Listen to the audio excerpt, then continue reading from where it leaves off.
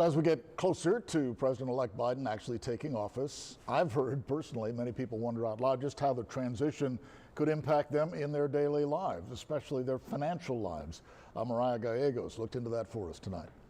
Hopefully, the economic plan will roll out, actually, I would say on Thursday, if not tomorrow. A quick start for President-elect Joe Biden as he prepares to introduce several bills, including a stimulus relief check in his first day in office. This one is going to have a more local impact than I would say the first two rounds of the stimulus packages that were passed. Stimulus checks equaling out to about $1,400 would provide some relief for those struggling throughout the pandemic. Experts like Professor Lee say they expect this to pass, of course, give or take on the actual amount, depending the agreement among the House. At this point, COVID-19 and the economy are really kind of one and the same. The economy can't fully take off until COVID-19 is under control. This, a first step in getting the economy back on track. Professor Gleason says Biden also will be proposing additional support for vaccine rollout,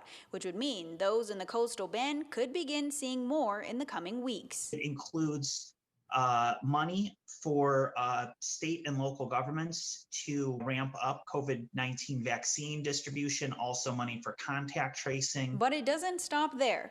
Gleason and Lee say two more topics that are on the table that could impact South Texans are immigration. Biden's immigration plan is basically taking DACA and codifying it into law. And climate change. The proposal that Joe Biden has been making are not favorable to, I would say, the entire state, which relies so much on oil and gas production. These two proposals are considered more of the long-term plans that may take some time to get passed. It'll be quite different, from what we've been experiencing the past 4 years. Currently, Gleason says there's uncertainty among DACA recipients, but Biden's proposal would provide more security and an efficient path for them to receive citizenship. And while Biden may push for more regulation among the oil and gas industry, Gleason says South Texas refinery workers shouldn't worry too much about being without a job. Day to day, are the refineries still going to be a thing in Corpus Christi, still a major industry here?